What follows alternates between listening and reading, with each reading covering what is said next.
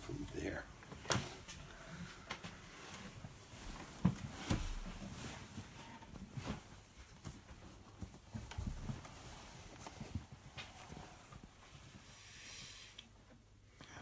Shall I go?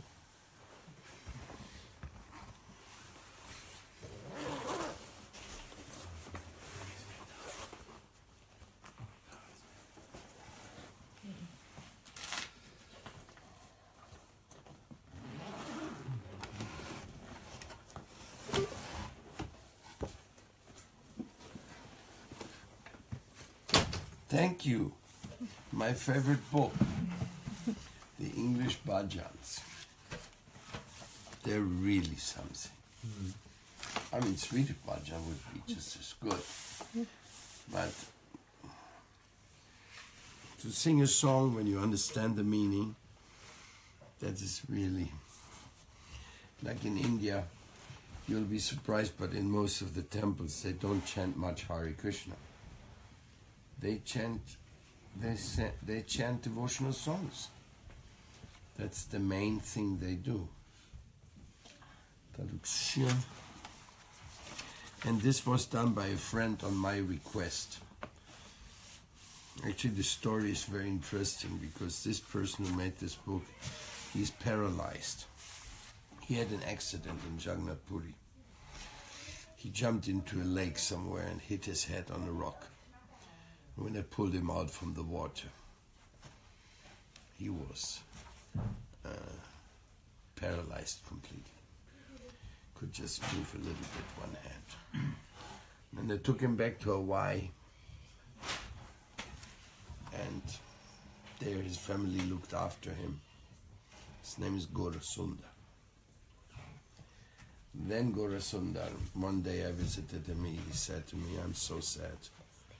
I said, "Why?" He said, "Well, I can't use my body for hardly anything." I say, "You know one thing?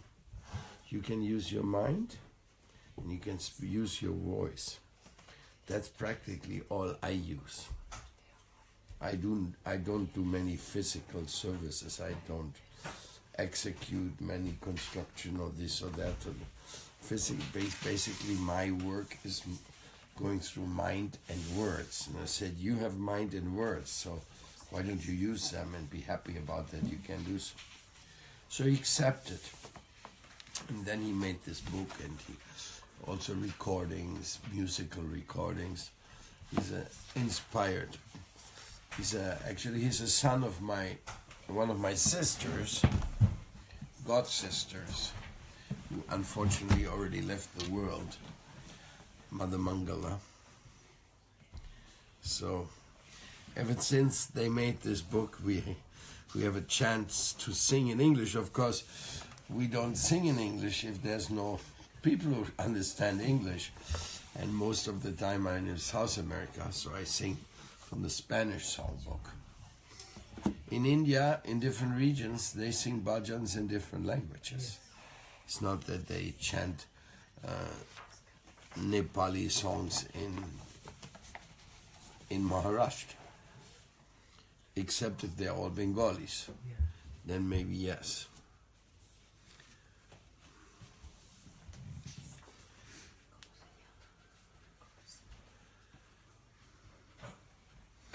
And one of the devotees who did a remarkable job in this regard was one of my godbrothers in Hungary, by translating Vaishnava literature into Hungarian.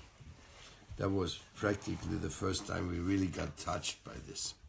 I asked Srila Maharaj also personally what he thinks about it, and he stressed, yeah, that can definitely be done, but the translators should be very good devotees and should understand the subject, because only if they understand then it will really become a heart-touching experience. Meditation, chanting, prayer, it's supposed to be a heart-touching experience.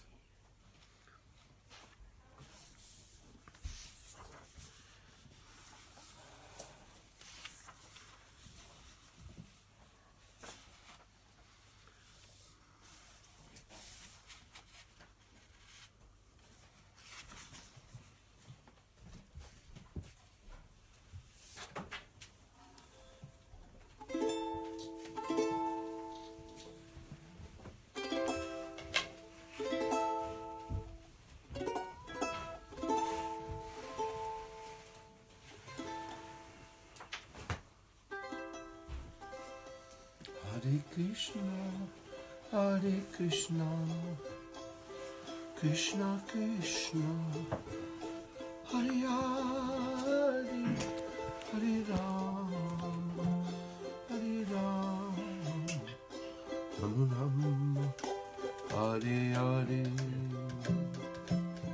Krishna, Krishna, Krishna Krishna, Hare Hare, Hare Rama, Hare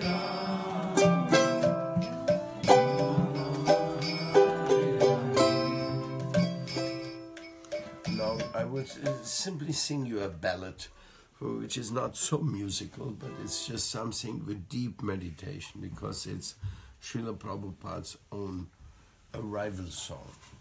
As he arrived in the United States, he wrote this as he was just seeing the pier and the Boston skyline. So he was very, very reflecting. Oh my God, what did I get myself into? Sorry.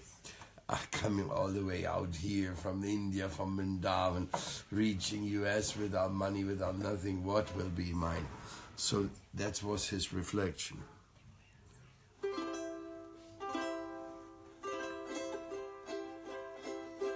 Krishna, you have shown such great mercy to this fallen soul. But for some need, you've brought me here. Now show me the goal. There must be some work to do here. I can only guess. If not, then why bring me to this horrible place? Modes of ignorance and passion cover them in sight. Without taste for talks of Krishna, they are satisfied. If you show your causeless mercy upon everyone, without taste for talks of Krishna, they are satisfied. If you show your causeless mercy upon everyone, it will become possible for you. This would be fun. What could help them understand this? Rasa deep and full. Show mercy and I'll place them, Lord, under your control. By your own desire, Maya controls everyone, and your mercy wish could destroy Maya's illusion. If it is your desire to rescue all of them, they will surely hear your message and will understand. These talks of the Bhagavata are your avatar. If one listens undisturbed with ears over and over, those who hear the talks of Krishna get the virtues within their heart. Rotten desires are cleansed away from the soul of a truthful devotee. With all bad things nearly destroyed, always serve the devotee of God, who's glorified with exalted verses. Then devotion is firmly established. Passion and ignorance leave their heart, along with lust as well as greed. So fixed up in pure goodness, one becomes completely happy. That mind fully enlivened in union with God through devotion realizes all the truths of the Lord and victorious freedom. All the knots which pierce our heart and misgivings are cut apart. All our karma is terminated, having seen the Lord of our heart. They will finally attain freedom from lust and ignorance. Inauspicious things in their hearts will then become banished. Oh, how will they understand your greatly urgent topics? I'm very small and fallen, with no power to do this. But you have brought me here, my Lord, your message to tell. Since is this your wish, my Lord, please then do this now.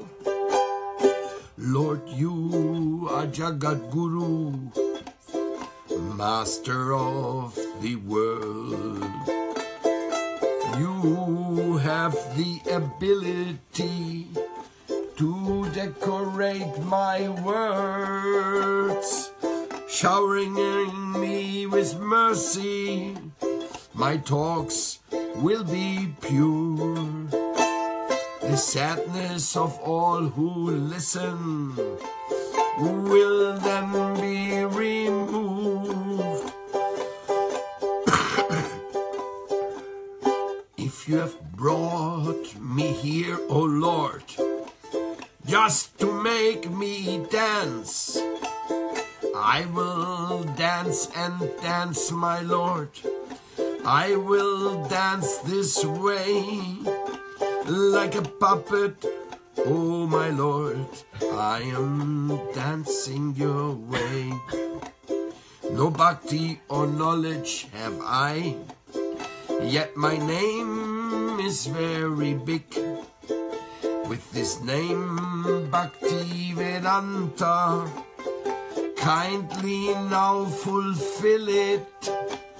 Hare Krishna, Hare Krishna, Krishna Krishna, Hare Hare, Hare Rama, Hare Rama, Rama Rama, Hare Hare, Hare Krishna, Hare Krishna,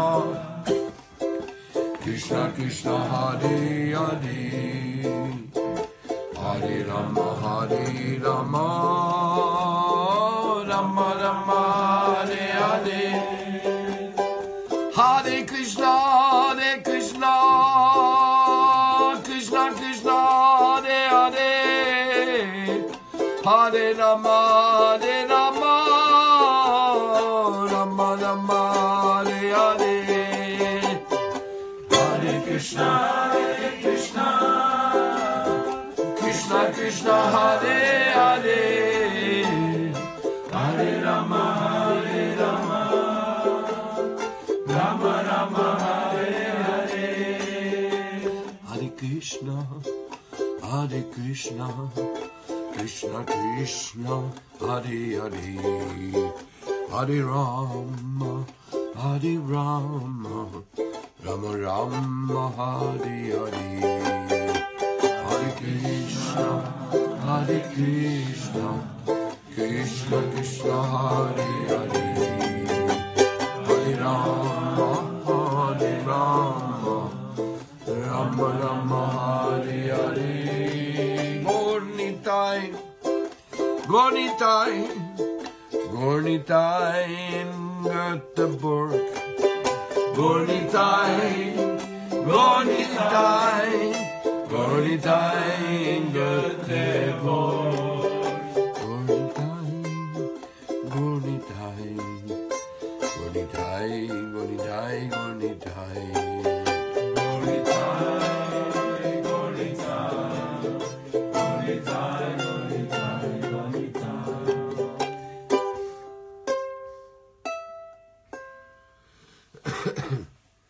So this is a very sweet song, you know.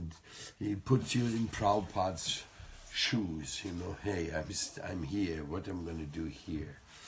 I have no business here. I would rather run away. But you're my Lord and you have sent me here, so you must have some business here. So I'm available. Make me dance as you wish.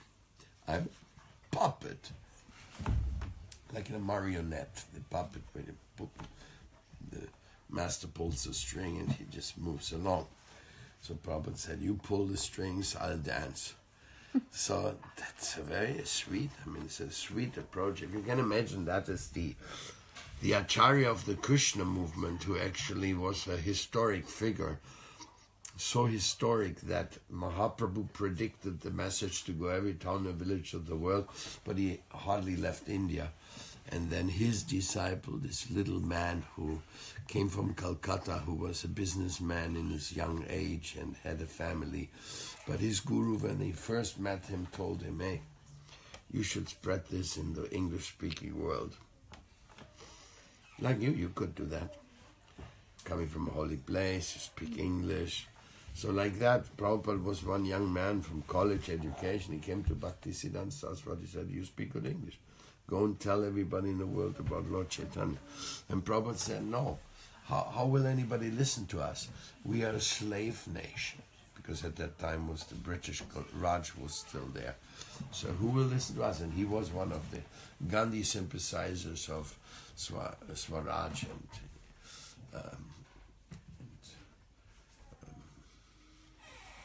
conquering this influence and throwing out the British, which was the concern of the young, intelligent people of those days, naturally.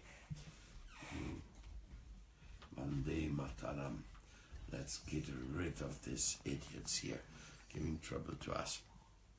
So, but then Bhaktisiddhanta Saraswati Thakur said, when there's a fire in a house, you don't watch whether you're dressed or not well dressed, you just get out. So this consideration of independence or not independence, this is just a material observation.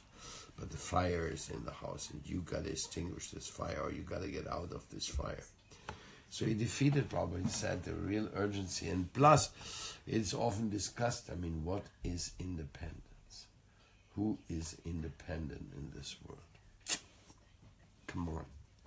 You are depending on everything. You're always a slave of some kind of some people above your head. They're making plans and they're manipulating. So it's a very, very very important thing. And India was never independent. After they got rid of the British made Pakistan, they made Bangladesh, they created an educational system which was 100% colonialistic, full of lies. They didn't even have information about their own homeland. Everything was just made by what the British wanted the people to think. So you could say that some kind of independence has been achieved, like 3 years ago when Yogi Adityanath was made Chief Minister of Uttar Pradesh. It was the first time that Hindu philosophy would have a free will to be taught. So in this way there was but we still have to see how it goes, what will come from it. Anyhow, real independence is not as long you have a material body with material desires. If you're pushed forward by lust and greed, you're not free, man. You're a slave of the dictum of your own conditional existence. Like if you're addicted to white sugar, then what kind of freedom is that? You always want to buy poison and put it into your mouth. So it's not, you can't say you're free. If you are watching television all day, you're not free. You're just a slave of another kind. There are many kinds of slaves in this world. Really there are. God.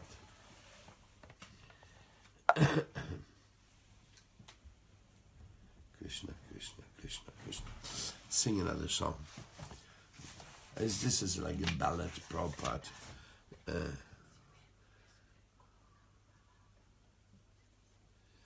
This is one, it's too heavy. It's called Wicked Mind. Can you imagine? That's also a ballad, but it's like, it blows your mind, the wicked mind of Bhaktisiddhanta Saraswati Thakur. I've never sung that. You can give it a try. But hold on to this, it will make you shake. It's not exactly a musical performance, you know. This is a Vaishnava reflecting upon himself, his own shortcomings.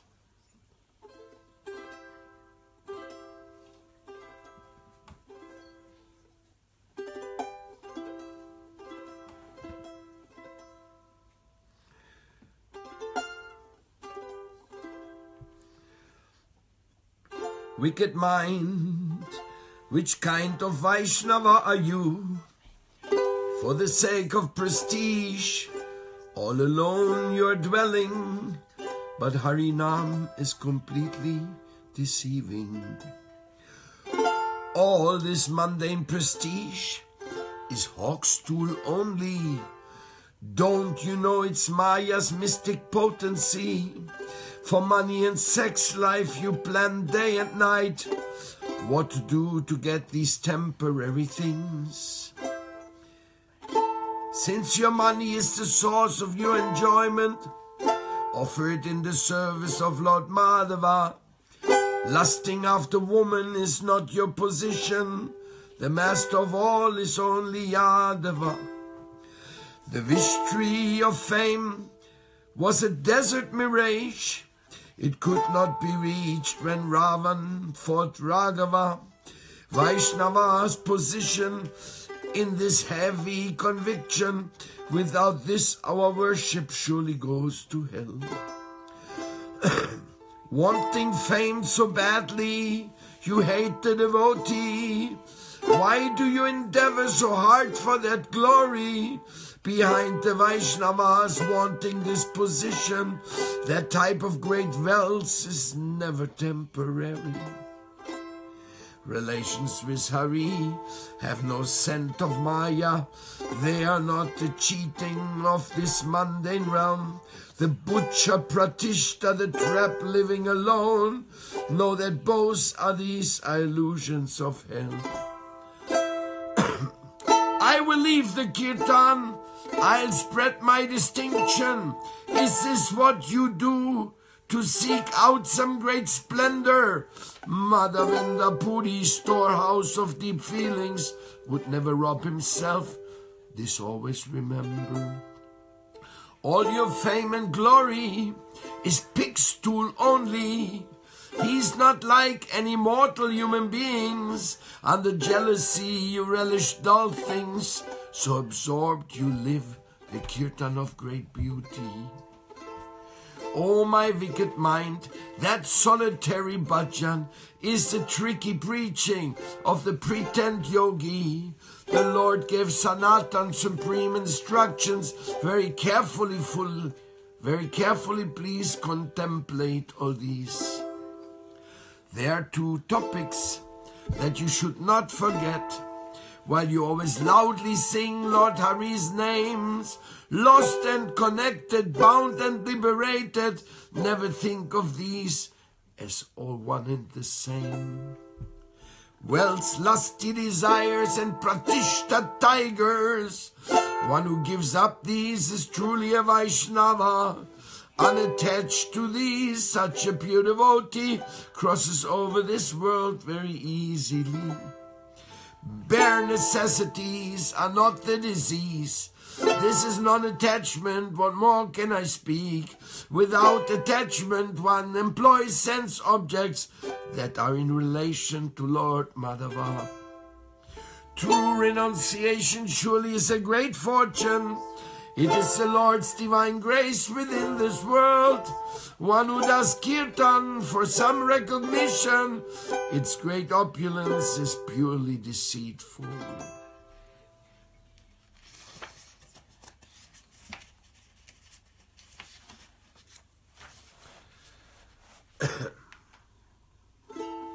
Worldly abnegators and worldly enjoyers, O mind, reject both of these to know Vaishnavas. That which links to Krishna, this is transcendental, is never coming from the mundane world. Mayavadis proudly think that they are liberated, so opposed to Krishna they slander Vaishnavas. O Vaishnava's servant, bhakti is your true wish. Why then call it challenge to be on your own? A pretend renouncer calls himself a master, but he cannot even be a true Vaishnava. Leaving Hari's feet for solitary living, what fruit is obtained by such pretense of grandeur? Stay as Radha servant, leave the bogus snake pit. Wanting fame is not the true glory of kirtan. O mind, you leave Radha, eternal's companion, and so you do cheating, solitary bhajan. Vraja, divine dwellers, are the treasured preacher. They're not like dead things collecting pratishta. There is life in them, therefore they are preaching. Without wanting prestige, they sing songs of Krishna. So Daita Das has a kirtan wish. Sing the holy name as loudly as you can. By the power of kirtan, divine remembrance comes. Only then one can do solitary bhajan. Krishna, Krishna.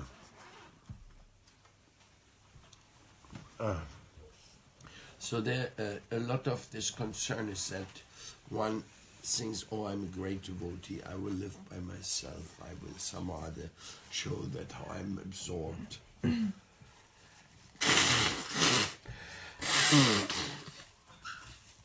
But in reality, he still dwells upon other things. His mind is absorbed in name, fame, glory. It's the same old story. You're working hard like an ass for nothing more but grass. So in this way, we can see that there is a great danger within us to take the easy way. To go out and preach is not the easy way, because you have to face the public. You have to, you'll be observed.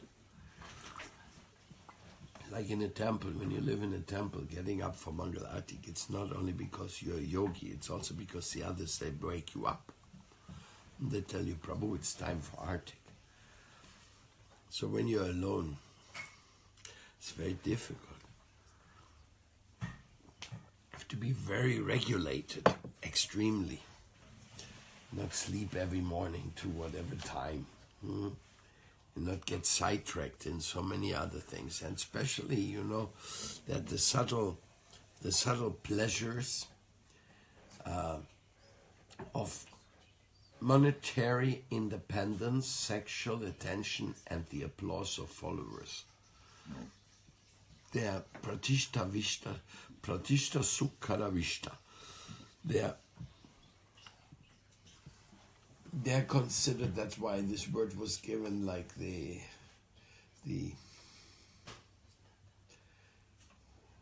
Shukalavishta means is like the stool of a hawk. That is your fame. What is the value of it? And you're admiring that. You want to show your fame.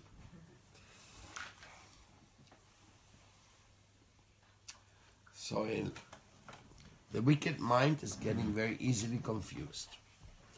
And he wants to make a show. Basically, that's the problem with that mind. He's always into making shows. Creating an impression which is not backed up by the reality. So, this is what Bhaktisiddhanta Saraswati Thakur, who called himself Daita, he's giving this reflection. That is his own prayer. Why? Because you may be like that, or you may have the potentiality within you to be like that. Maybe you're not like that. Maybe you're an extraordinary, good example, very strict followers of the Vaishnava principles and so on. But you should not forget this potentiality is there within us. The weakness, wanting to get the easy name and fame. Oh yes, you're a great devotee. Oh yes, you have already realized so many things. Already you have accomplished so many things. It's not true. You're still lingering for material, temporary things. You're still attached to what do I have in this world. And you see, especially for Grihastas, Prabhupada gave the formula. He said that a brahmachari, he should work 100% for Krishna. All he does is for Krishna. And what about a Grihasta? 50-50. Let's have it 50-50. 50% of your energy which you gain and you're able to erase, that 50% should go for Krishna's seva. You can manage it yourself. It's not that the Guru or Krishna wants to have your money. It's your money who wants to have the Guru. It's the opposite way around, you know. It's like Lakshmi and Narayan. Lakshmi wants to be with Narayan. Lakshmi doesn't want to be with Ravana. So that is her. So if you are a devotee and you give the Lakshmi to Krishna, you're freeing the Lakshmi from the Maya plan and giving it to the Krishna plan, then you're doing something very good for you. And so therefore, the opulence or how you spend the energy in this world, no, it's only for your own sake. It's no, Krishna doesn't have a bank account in the spiritual world where you can make transfers to.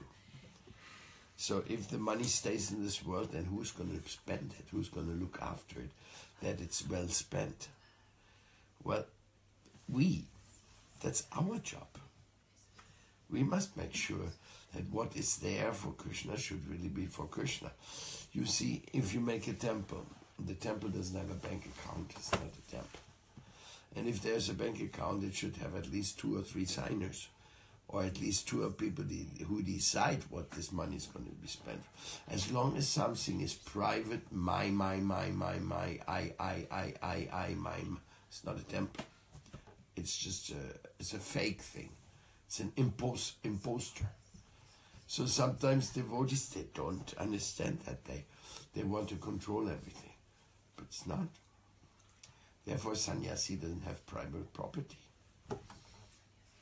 And I don't have property in this world. And I don't want our sannyasi to have properties.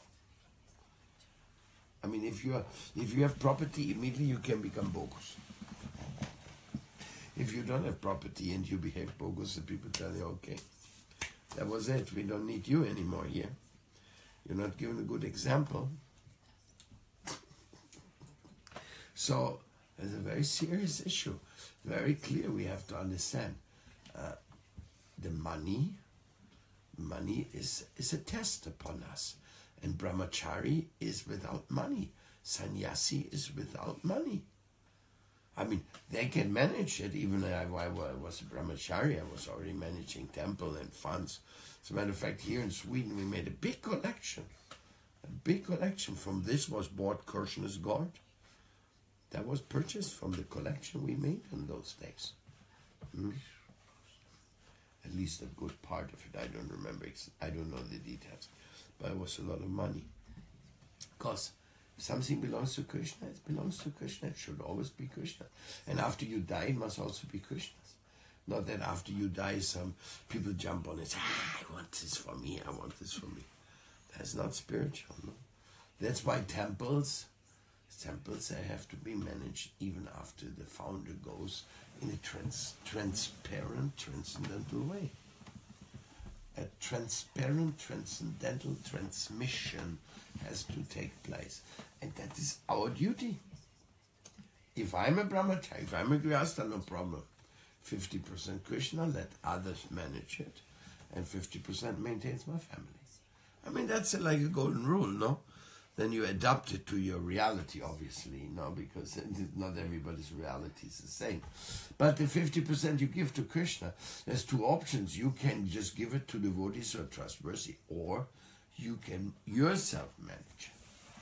You yourself can also do things for Krishna with it. Make a book, make a this, make a festival, distribute. There's so many ways you can do things for Krishna. Spend it, make a new record, or just spend it somewhere other. But this is our fortune, to spend money for Krishna. And that's what Krishna conscious movement is all about. Spending money for Krishna. Prabhupada told us, don't keep savings in the bank. Spend it. Because if you spend it, that means the next managers have to get new money first. So they have to preach. If there's like a big amount of funds, then everybody will want to have access to that position. And this will not be very helpful for them. So therefore, new devotees, they also have to get new funds. And the old ones are already spent.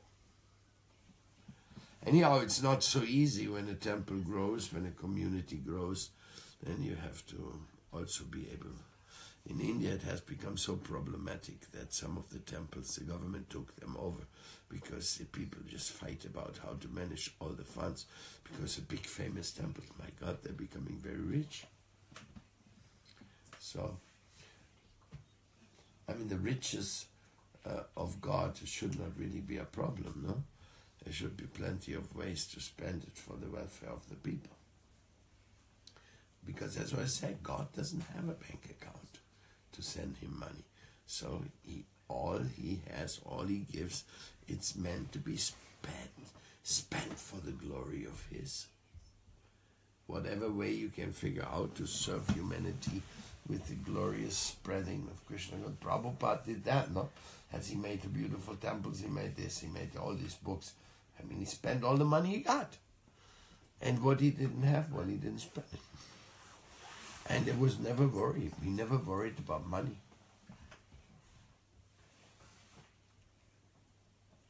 Because if you take a loan, then sometimes you have to worry how to pay it off.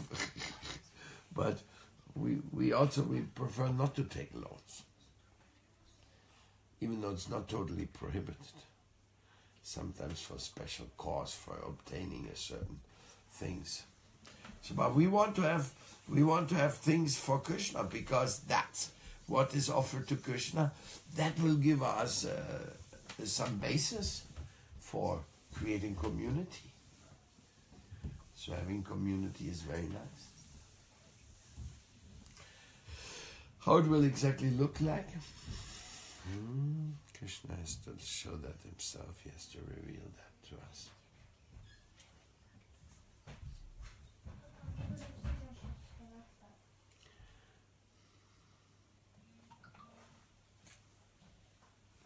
But for sure, Sita doesn't like to be with Ravana. And Sita is the goddess of fortune. And Ravana is the one who wants to have her for himself.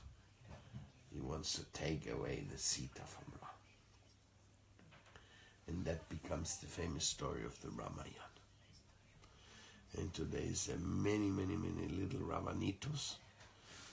And they all want to imitate the same. They also want to be like Ravana, have a golden city full of beautiful girls, no? And it's like what kind of a desire is that, no? And that was Ravan. A golden city in Sri Lanka, which was destroyed by Hanuman. Single-handed. He put Lanka on fire.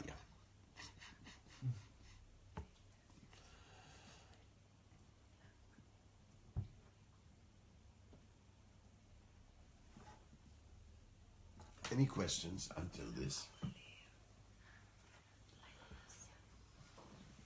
This is heavy, no? It's no diplomacy here, no? That's the way it is. You like it or you don't like it, sorry. Huh? Yes. Guru Maharaj. Yes. Sometimes it can be hard to see one own's fault, you know. If I make a mistake, I may not see it myself. How to meet these offenses and these mistakes and these faults, if you cannot see them in yourself. That's the sadhus, they take charge of that. The associate with devotees, that's a very good thing they do. They observe our behavior and they also tell us if we do something wrong. So the sadhu sangha is very important. They work like that. Very merciful. I have personal experience of it. Sadhus are very kind, and if they see you're doing something is not favorable, they say, hey, it's not good.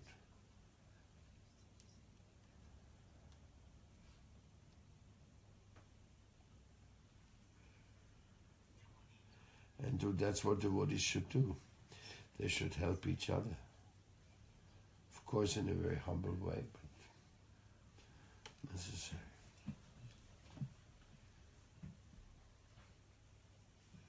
Yes. Yes, you were speaking about building community and to spend money for Krishna. So I would like to know what the culture center. What is a culture center? Is there something like that in Vrinda Mission, like community-based? Well, Nima Huset is a temple and it's also a culture center. No?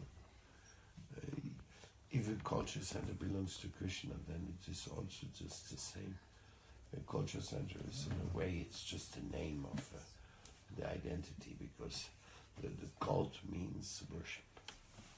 That's what its the original meaning. And the worship is a way of saying thanks to God for all the things He has given to us. Now our culture is to give something back, no? Offer Him dance, to offer Him poetry, to offer Him prasadam distribution, to offer Him. No, this is all part of the greater cult. So, yes, every temple is a culture center as well. Not just a pujari who does the art, and that's it. No, there's lots of things going on, printing books and making the culture available. Prabhupada told that to us. He wanted the Vedic arts to also spread.